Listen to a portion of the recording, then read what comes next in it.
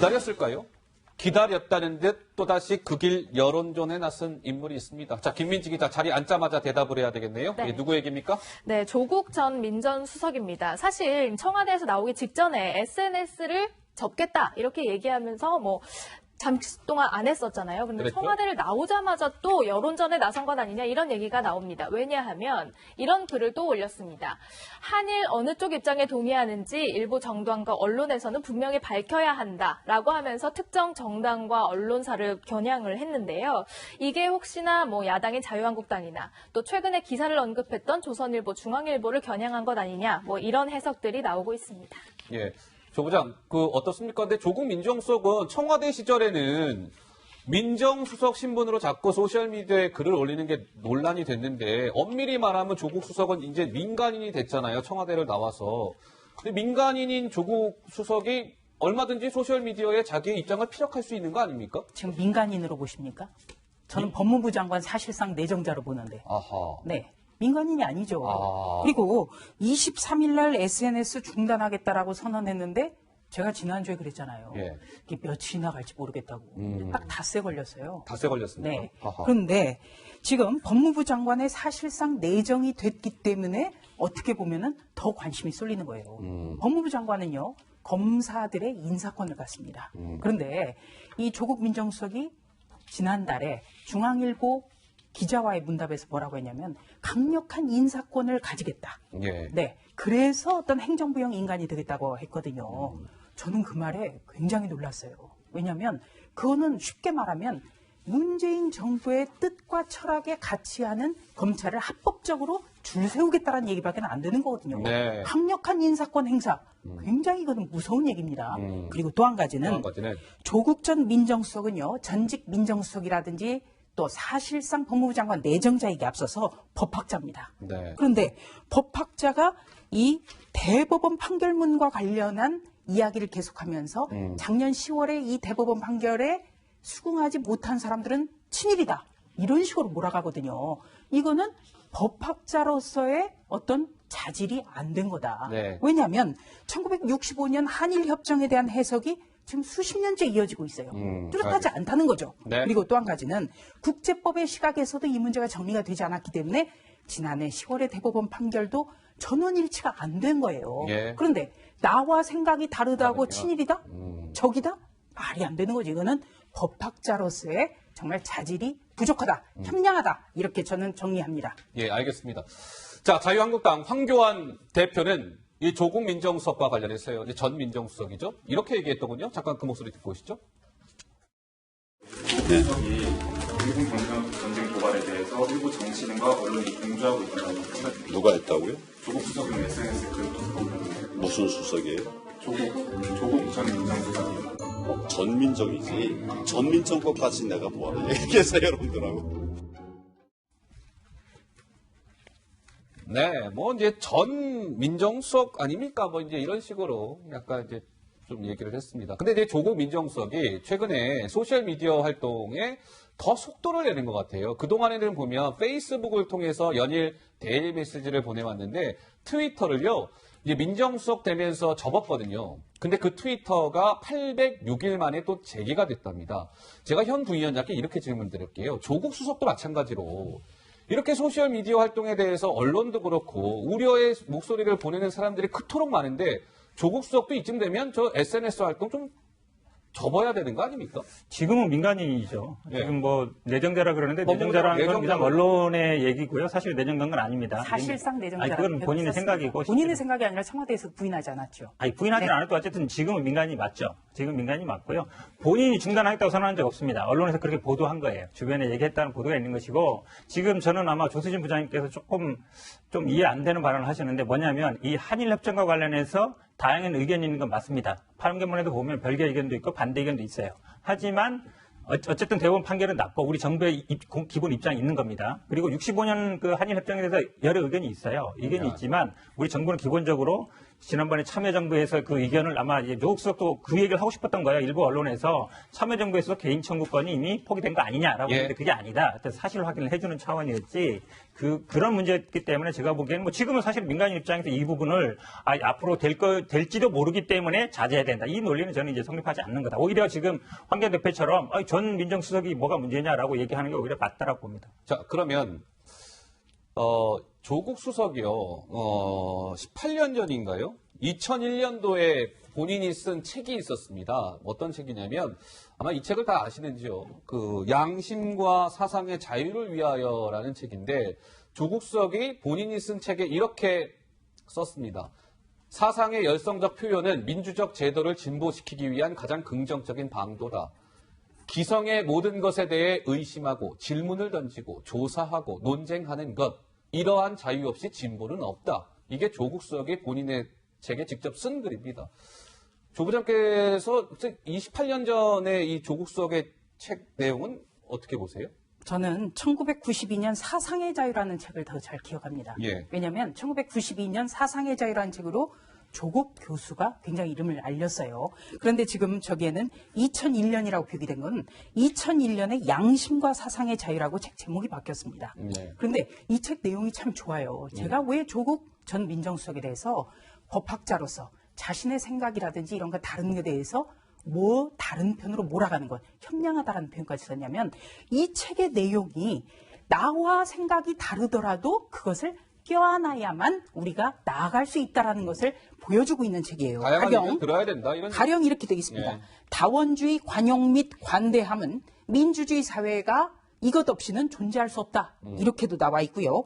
사상의 열성적 표현은 민주적 제도를 진보시키기 위한 가장 긍정적인 방도다. 이렇게도 되어 있습니다. 이게 그러니까 한마디로 당시의 조국 교수는 화이부동, 그러니까 나와 생각이 다르더라도 다른 사람의 말을 경청할 수 있다.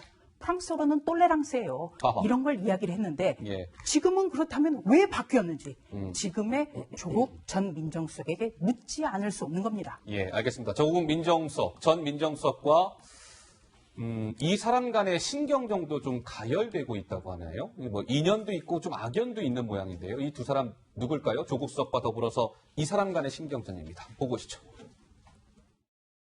문재인 정부 민정수석실은 특별감찰을 포함해서 모든 업무를 법과 원칙에 따라 처리해왔습니다. 이번 사건은 한마디로 말해서 3인 성호입니다. 세 사람이 입을 맞추면 없는 호랑이로 만들어야 된다라는 옛말이 있습니다. 저는 이 정부의 위선이 드러나는 것이다. 정말 정권 초기에 정의와 도덕성을 앞세웠는데 정의와 도덕성을 앞세운 그런 위선, 일탈에 대해서 전 양두구육의 정권이다. 이렇게밖에 규정할 수 없다는 말씀을 드립니다. 자, 그 왜 그럴까요? 좀 궁금해요. 나경원 자유한국당 원내대표가 26일 날 지난주 금요일 날 조국 수석이 청와대로 나왔잖아요. 그 다음 날 나경원 원내대표가 조국 수석을 겨냥했습니다. 조국의 법무부 무차별 공포 정치의 발주처가 될 겁니다. 경질되어야 할 사람이 영전한다고요? 이거 기가 막힐 일입니다. 열심히 일한 당신 떠나라라는 말이 있잖아요. 조국 수석 통치 권력에서 떠나주세요라고 얘기했습니다. 정 의원님, 나경원 원내대표가 맘 먹고 조국 수석을 저렇게 막 비판한 이유가 뭘까요? 청와대 나온 바로 다음 날. 뭐 야당 대표로서 당연히 할 수 있는 얘기고 예. 문제는 이제 비판만 해가지고는 해결이 잘 안 나는 문제거든요. 근데 저는 솔직히 말씀드리면 뭐 나경원 원내대표도 그렇고 그 조국 전 수석도 그렇고 남의 일 걱정하지 마시고 허허. 본인들 일이나 좀 잘했으면 좋겠어요. 실제로 보면 조국 수석의 가장 큰 문제는 민정수석으로서 업무를 과연 잘했냐라는 거에 대해서 민주당 지지자들은 모르겠습니다만 대부분의 언론이나 그 우리 사회의 지도층에서는 생각보다 무능하더라, 자기 업무를 잘 못하더라 이런 문제고 나경원 원내대표도 지금 일당의 원내대표로서 목소리를 굉장히 높이고 있는데 실제로 보수정당이 가져야 될 대안제시 능력이라든지 또 한 가지는 실제로 그 원내를 전부 다 잘 아우러서 가는 그런 지도자로서의 능력이라든지 그러니까 그 위치에서 지도자로서의 역량을 못 보여주는 게 문제잖아요. 그래서 저는 언론에서 저 두 분이 같은 학번, 같은 대학을 다녔다는 것을 초점을 모아가지고 이제 참 이것도 의아스럽다라고 예. 말씀 많이 주목을 하는데 예. 제가 알기로도 뭐 학교 다니면서 그렇게 친했다고 이런 얘기 들어본 적이 없고 예. 더 중요한 거는 제가 동기학번 몇 명은 아는데 학교 다닐 때 정말 둘이 다 지도자가 될 만한 사람이라고 생각했던 적이 있었냐 그랬지만 별로 그런 적 없었대요. 아니 근데 정 의원님께서 말씀을 주셨지만 조국 전 수석과 나경원 자유한국당 원내대표가 잠깐 말씀을 주셨습니다만 김민지 기자 정말 이 두 사람은 인연도 있고 악연도 있고 그렇지 않아요? 네, 말씀하신 대로 서울대 법학과 동기입니다. 예. 82학번 동기인데요. 두 사람은 이렇게 학교 동기에서 문재인 정부 초대 민정수석으로 또 보수진영 최초의 여성 원내대표로서 정치권에서도 맞붙게 된 겁니다. 그런데 악연이라고 한 것도 이유가 있습니다. 악연? 왜냐하면 뭡니까? 선거에서 반대편에서 맞붙었던 적이 두 번 있었거든요. 2011년 11.6 서울시장 보궐선거 때 박원순 후보와 나경원 후보가 맞붙었었는데 조국 전 수석은 박원순 멘토단에서 활동했었고 결국 그랬어요? 박원순 시장이 당선이 됐습니다. 아하. 이후에 2014년에는요. 동작을 해서 재보궐선거가 있었는데 노회찬 전 의원, 나경원 의원 이렇게 맞붙었었어요. 그런데 이번에도 조국 전 수석은 노회찬 전 의원 쪽에서 후원회장으로 활동을 했었는데요. 이번에는 나경원 의원이 승리를 거둔 적이 있습니다. 예. 그러니까 두 사람 간에 사석에서 시청자 여러분 두 사람이 서로를 어떻게 평가하는지 궁금하지 않으십니까? 이렇게 얘기한답니다. 조국 수석은 나경원 원내대표를 향해서 나경원 원내대표의 존재를 나는 의식한 적이 없습니다. 이렇게 뼈 있는 얘기를 했고요. 나경원 원내대표는 조국 수석을 향해서 조국과의 관계가 딱히 좋고 나쁘고 할 관계가 아니었습니다. 서울대법대 82학번 동기 사이인데요. 글쎄요. 현 부위원장 어떻습니까? 저 두 사람 차기 대권주자로서 벌써부터 두 사람 물밑에서 신경전 벌이는 겁니까? 차기 대권주자라는 표현이 굉장히 재미있는 표현이인데요. 차기 대권주자. 왜냐하면 나경원 원내대표를 한국당에서 차기 대권주자로 얘기한다 그러면 아마 당내에서 많은 얘기가 나올 겁니다. 그다음에 조국 전 수석이죠. 전 수석이 결국은 만약에 정치를 하냐만 안 하냐가 사실은 아직 결정이 안 된 상태죠. 지금 많은 분들이 이제 장관 갔다가 지금 뭐 내년에 출마하지 않느냐 그러는데 사실 그 쉽지 않은 일이죠. 만약에 장관 간다 그러면 5개월 하고서 출마 되겠습니까? 사실 사법개혁 문제도 있는 것이고 그렇다 그런다면 두 분이 뭐 물론 정치는 어떤 식으로든지 할 것 같긴 한데요. 법무부 장관이든 아니면 할 텐데 두 분이 이제 차기를 놓고 경쟁한다. 그 표현에는 제가 보기엔 지금은 좀 수긍하기 어렵지 않은가요? 네, 정치권에 몸다 보면 다 차기 대권주자죠, 뭐. 아니 300명이 다 꿈꾸긴 한답니다. 정치하는 사람 중에 대통령 꿈 아닌 사람이요. 언론에서 잡아줘야 돼요. 예, 네. 두 분 다 말씀 좀 짧게 해주셔야 될 것 같습니다. 시간. 그러니까 예. 뭐 두 분이 같은 학교, 같은 학과 친구였기에 예. 뭐 비판하는 게 신기하다. 저는 그렇게 생각하네요. 예. 이종걸, 황교안 두 분은 경기고등학교에다가 성균관대 법대에 함께 들어갔다가 했지만은 법무장관 지명 때 이종걸 당시 원내대표가 가장 강력하게 비판하지 않았습니까? 네. 문제는 인사검증에 실패를 했어요. 15차례나 청문보고서 채택이 불발이 됐습니다. 예. 과거 MB 정권 때 민정수석이 법무부 장관 절대 가서는 안 된다 라고 했으면 안 해야죠. 아하. 왜? 적폐청산하자면서요. 예, 네. 알겠습니다. 그렇기 때문에 조국 전 민정수석의 이런 그 행태라든지 이런 거는 비판받아 마땅하고 예. 조금 전에 정태근 전 의원께서 말씀하신 대로 나경원 원내대표도 어떤 뭐 석국열차라든지 이런 어떤 그 조어에 신경 쓰지 말고 예. 정말 검찰의 인사권을 행사한다라든가 이런 조국 차기 법무부 장관 내정자의 이런 발언에 대해서 예. 강하게 근본적인 문제점을 짚어야 됩니다. 알겠습니다. 조국 민정수석